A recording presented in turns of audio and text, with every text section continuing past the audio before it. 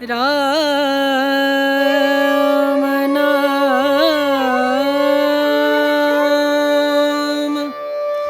भजले राम नाम सुखधाम भजले राम नाम सुखधाम भजले राम नाम सुखधाम।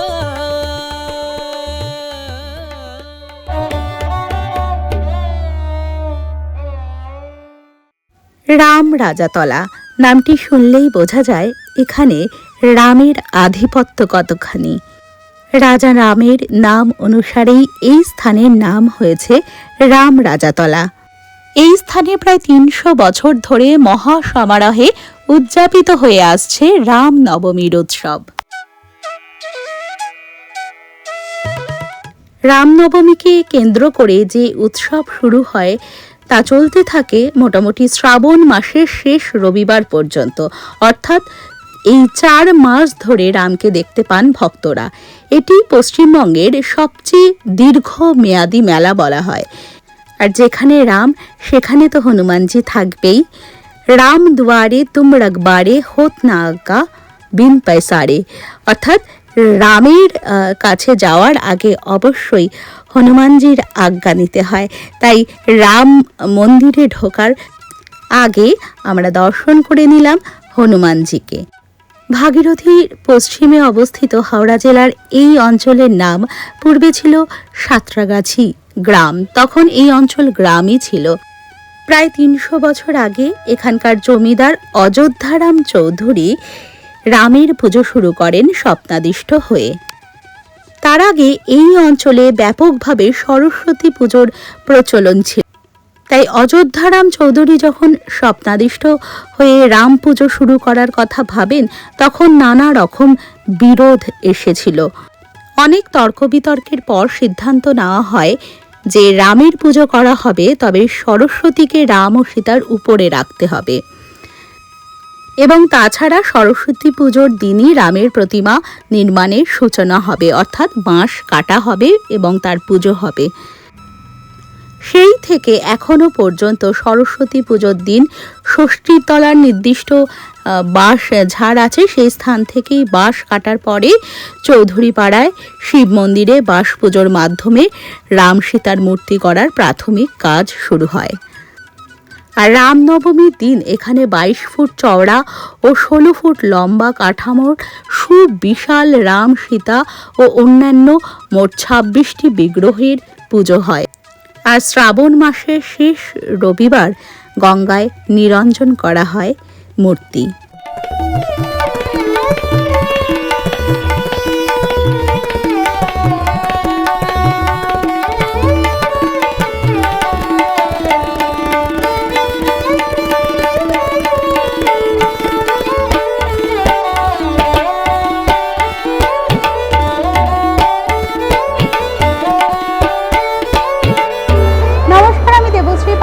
কথায় আপনাদের সকলকে স্বাগত। ফিরে এলাম নতুন একটি ভিডিও নিয়ে।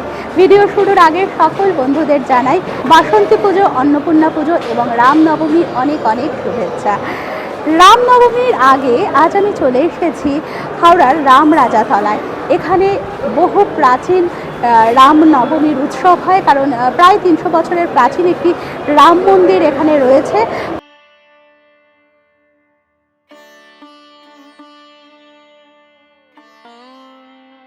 বিগ্রহ এখানেই তৈরি হয় এবং রামনবমীর দিন থেকে পুজো শুরু হয় এবং পরবর্তী প্রায় ৪ মাস এই বিগ্রহ এই স্থানেই থাকেন। এই প্রস্তুতি শুরু হয়ে গিয়েছে, আপনারা দেখতেই পাচ্ছেন। আমার ঠিক পেছন দিকেই এখানে মূর্তির যে একেবারে শেষ সময়ের ফিনিশিং টাচ দেওয়া হচ্ছে। অপূর্ব সুন্দর বিগ্রহ রাম সীতার সাথে সাথে অন্যান্য আরও নানা বিগ্রহ এখানে থাকে। তাহলে আর থাকুন আমার সাথে, আমরা ঘুরে দেখব রামনবমীর ঠিক আগের দিন এখানে একেবারে শেষ সময়ের প্রস্তুতি রাম রাজাতলার প্রায় ৩০০ বছরের প্রাচীন রাম মন্দিরে। রাম নাম অপূর্ব সুন্দর রাম সীতা, এক পাশে শিব অপর পাশে ব্রহ্মা, দারুণ সুন্দর সব বিগ্রহ। এখন রাম এবং সীতার মূর্তিতে মুকুট পরানো হবে, বিশাল বড় মুকুট আপনারা দেখতেই পাচ্ছেন তারই প্রস্তুতি চলছে। একটা বিষয় লক্ষ্য করলেই আপনারা বুঝতে পারবেন এই রাম যেন একেবারে বাংলা এবং বাঙালির রাম।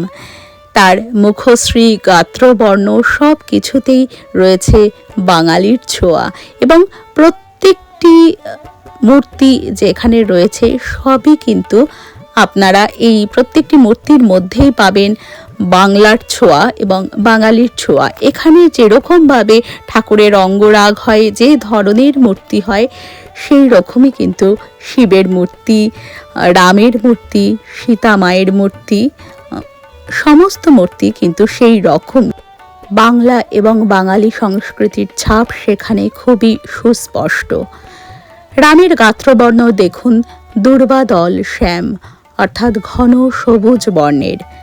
মাতা সীতার গাত্রবর্ণ একেবারে কাঁচা হলুদের মতো। বাংলার প্রাচীন রাম মন্দিরগুলোতে রামের চিত্র কিন্তু একেবারে এই রকমই পাওয়া যায়। কালনা, গুপ্তিপাড়া ইত্যাদি বিভিন্ন অঞ্চলে পশ্চিমবঙ্গের যেখানে রাম মন্দির রয়েছে, বহু প্রাচীন রাম মন্দির রয়েছে, সেখানে কিন্তু রামের মধ্যে বাংলা সংস্কৃতির ছাপ স্পষ্ট। যেমনটা আমরা বাংলা শিবকে দেখি, তার ভুঁড়ি রয়েছে এবং তার যে চেহারা, তার মধ্যেই একটা বাঙালিয়ানার ছাপ সুস্পষ্ট, তেমন বাংলার সুপ্রাচীন রাম সীতার মধ্যেও কিন্তু বাঙালিয়ানার ছাপ একেবারে সুস্পষ্ট রূপে পাওয়া যায়।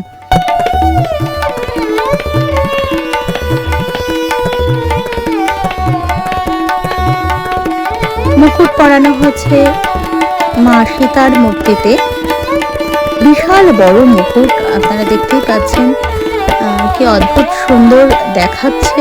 সম্পূর্ণ মূর্তিটি শেষ হয়ে গেলে একেবারে ফিনিশিং টাচ এখন চলছে, কিছুক্ষণের মধ্যেই সম্পূর্ণ হয়ে যাবে এবং 27 তারিখ থেকে একেবারে পুরো দমে পুজো শুরু হয়ে যাবে। ভোরবেলা থেকেই লক্ষ লক্ষ মানুষের ভিড় হয় এই রাম রাজাতলায়। দূর দূরান্ত থেকে মানুষ আসেন এখানে পুজো দিতে। রাম নাম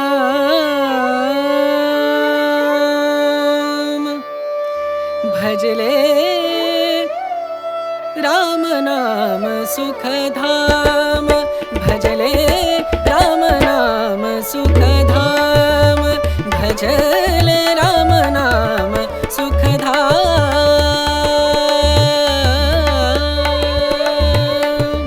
तेरा पूरन हो सब काम तेरा पूरन हो सब काम भजले राम नाम सुखधाम भजले राम नाम सुखधाम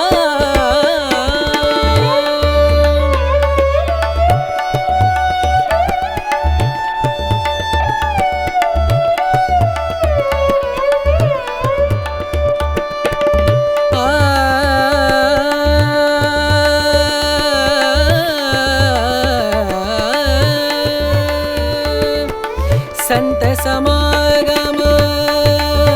আপনারা পুজোর সমস্ত অনুষ্ঠান সূচি এখান থেকে দেখে নিতে পারেন পুষ্পাঞ্জলি দেওয়ার সময়, এবং সমস্তটাই এখানে লেখা রয়েছে। আপনারা চাইলে স্ক্রিনশট নিয়ে নিতে পারেন। जग से हो उपरात जग से हो उपरात ब्रह्मानंद परम पद पावे ब्रह्मानंद।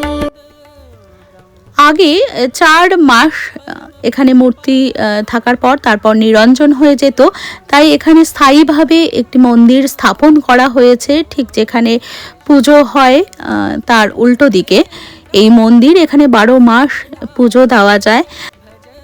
রয়েছে হনুমানজির একটি বিগ্রহ এবং রাম সীতা মন্দিরের দুপাশে একদিকে শ্রীকৃষ্ণের একটি বিগ্রহ এবং অপরদিকে শিবের বিগ্রহ। এখানে নারায়ণ এবং শ্রীকৃষ্ণের একটি মিলিত রূপ। এখানে চক্রধারী, সুদর্শন চক্রধারী নারায়ণ এবং হাতে বাঁশিও রয়েছে শ্রীকৃষ্ণের। তো সুতরাং এটি নারায়ণ এবং শ্রীকৃষ্ণের মিলিত একটি রূপ। राम भजले राम नाम सुख অপরদিকে রয়েছে শিবের একটি মূর্তি। धाम भजले राम नाम सुख धाम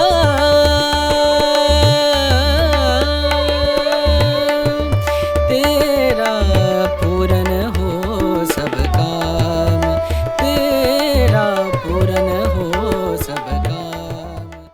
একটি বিষয় খেয়াল করলে বুঝতে পারবেন যে এই মূর্তি এবং যে মূর্তিতে রামের পুজো হয় 4 মাস এবং প্রাচীন কাল থেকেই হয়ে আসছে, প্রায় 250-300 বছরের প্রাচীন পুজো, সেই মূর্তির সঙ্গে এই মূর্তির কিন্তু একটি পার্থক্য রয়েছে। শ্রীরামচন্দ্রের যে সাবেকি মূর্তি, তার মধ্যে যে বাঙালিয়ানার ছাপ রয়েছে, বর্তমানে যে মূর্তিতে পুজো হয় 12 মাস, সেই মূর্তি কিন্তু সেই বাঙালিয়ানার ছাপ সেই মূর্তিতে নেই। যেই বাঙালিয়ানার ছাপ আমরা সচরাচর দেখতে পাই বাংলায় গড়ে ওঠা প্রাচীন রাম মন্দিরগুলোতে। আগামী 2রা এপ্রিল বৃহস্পতিবার হনুমান জয়ন্তী। হনুমান জয়ন্তীতেও এখানে স্বাভাবিকভাবেই পূজা অর্চনা হয় হনুমানজির।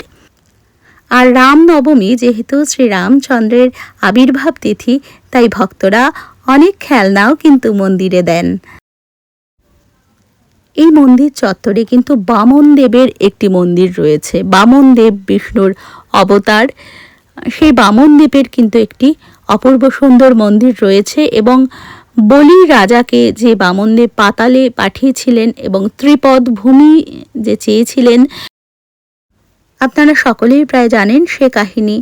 বলি রাজা দানী ছিলেন, মস্ত বড় দানী ছিলেন এবং সেই অহংকার খর্ব করার জন্য বামন রূপে নারায়ণ তার কাছে এসেছিলেন এবং তিনি কেবলমাত্র ত্রিপদ ভূমি চেয়েছিলেন। বলি রাজা ভেবেছিলেন বামনের ত্রিপদ ভূমি আর কতটুকুই বা হবে। তিনি খুব স্বাভাবিকভাবেই রাজি হয়ে গিয়েছিলেন। তখন নারায়ণ নিজ রূপ ধরে স্বর্গ, মর্ত এবং পাতালে 3টি পা রাখেন এবং বলি রাজার অহংকার খর্ব করেন তাকে পাতালে পাঠিয়ে। সেই বিষয়টি খুব সুন্দরভাবে মূর্তির মাধ্যমে দেখুন এখানে দেখানো হয়েছে। নারায়ণের একটি পা স্বর্গে, একটি পা মর্তে এবং অপর পা পাতালে। তাই বলা হয় বলিরে ছলিতে প্রভু হইলা বামন। সেই বামন দেবতারই অপূর্ব সুন্দর একটি মন্দির রয়েছে এই রাম মন্দির চত্বরে। राम नाम सुख धाम এছাড়াও এখানে একটি সাবিত্রী সত্যবানের মন্দিরও রয়েছে। সাবিত্রী যিনি যম রাজার কাছ থেকে তার স্বামীর প্রাণ ফিরিয়ে এনেছিলেন, সেই ঘটনাটিও সকলেরই জানা। সেই মূর্তি রয়েছে এখানে। সাবিত্রীর কোলে শুয়ে আছেন সত্যবান। এই সাবিত্রী ছিলেন এমন একজন নারী যিনি তার বুদ্ধিমত্তা, প্রেম এবং সাহসিকতার সাথে যম রাজাকে তুষ্ট করে তার স্বামীর প্রাণ ফিরিয়ে এনেছিলেন। समागम संत समागम संत समागम करे निरंतर। ধীরে ধীরে মন্দিরে ভক্তদের আনাগোনা বাড়তে শুরু করেছে এবং 27 তারিখ কিন্তু সাংঘাতিকভাবে এই অঞ্চলে লক্ষ লক্ষ মানুষের ভিড় হয়। মন্দির সংলগ্ন অঞ্চলে বিশাল মেলা বসে, সেই মেলার দোকানও একটু একটু করে বসতে শুরু করে দিয়েছে। আমরা এই মেলাটিও একটু ঘুরে দেখব। আগামী 4 মাস কিন্তু এই মেলা এখানে থাকবে। আপনারা যদি এই সময়টা না পারেন তো 4 মাসের মধ্যে যে কোনো সময় এসে কিন্তু দর্শন করে যেতে পারেন। খুবই সুন্দর মেলা বসে। ধীরে ধীরে মেলার দোকানগুলো বসতে শুরু করেছে এখানে। বাঁশ বেতের বিভিন্ন ঝুড়ি, ঠাকুরের জিনিসপত্র এবং বাচ্চাদের খেলনা ইত্যাদির দোকান। এবং আপনারা দেখতেই পাচ্ছেন এখানে কি সুন্দর বেতের জিনিসপত্র রয়েছে। এই সমস্তর পাশাপাশি এক ধরনের কলাই ভাজা কিন্তু ব্যাপক পরিমাণে বিক্রি হচ্ছে এই মেলাতে। এই কলাই ভাজা আমি অন্যান্য মেলায় খুব একটা দেখতে পাইনি, দেখিনি বলা যেতে পারে। বিক্রেতারা বলছেন এই সময় এই ধরনের কলাই খাওয়ার নাকি কোনো একটি নিয়ম রয়েছে। আমার জানা নেই, আপনাদের জানা থাকলে আমাকে কিন্তু অবশ্যই জানাবেন কেন এই সময় এই ধরনের কলাই খাওয়া হয়। যাই হোক, আশা করি আপনাদের ভিডিওটি ভালো লেগেছে। আর আপনারা কে কোথা থেকে এই ভিডিওটি দেখছেন আমাকে অবশ্যই কমেন্ট বক্সে লিখে জানাবেন। আর ভিডিওটি কেমন লাগলো তাও কিন্তু আমাকে জানাবেন। আর কিভাবে এই রামরাজাতলায় আসবেন সেটি বলে দিই। হাওড়া স্টেশন থেকে দক্ষিণ পূর্ব রেলওয়ের যে লোকাল ট্রেনগুলো আছে, অর্থাৎ মেদিনীপুর, খড়গপুর, পাঁশকুড়া লোকাল, সেটি ধরে আপনারা রামরাজাতলায় নামবেন এবং সেখান থেকে টোটো নিয়ে কিন্তু এই স্থানে চলে আসতে পারেন মন্দির চত্বর। আর মেট্রোতে যদি আসতে চান ধর্মতলা থেকে হাওড়া ময়দানে নেমে সেখান থেকে আপনারা টোটো করে মন্দির চত্বরে চলে আসতে পারেন। তবে পুজো চলবে যখন মানে রামনবমীর সময়টাতে কিন্তু প্রচণ্ড ভিড় থাকে, টোটো পাওয়াও সেই সময় মুশকিল হয়ে যায়।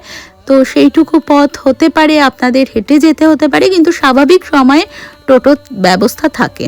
আর ধর্মতলা থেকে আপনারা সাঁতরাগাছি রুটের বাস ধরেও কিন্তু রামরাজাতলা মোড়ে নেমে সেখান থেকে অটো বা টোটো করে রামরাজাতলার মন্দির চত্বরে চলে যেতে পারেন। আশা করি ভিডিওটি আপনাদের ভালো লেগেছে। ভালো লাগলে ভিডিওটিকে একটি লাইক করে দেবেন এবং শেয়ার করে অন্যান্যদেরও দেখার সুযোগ করে দেবেন। কমেন্ট বক্সে আপনাদের মতামত জানালে আমার ভালো লাগবে। আর যদি এখনও পান্থজন কথা ইউটিউব চ্যানেলটিকে সাবস্ক্রাইব করা না হয়ে থাকে তাহলে চ্যানেলটিকে সাবস্ক্রাইব করার অনুরোধ রইল। সকলে খুব ভালো থাকবেন। খুব তাড়াতাড়ি ফিরে আসবো নতুন একটি ভিডিও সাথে নিয়ে।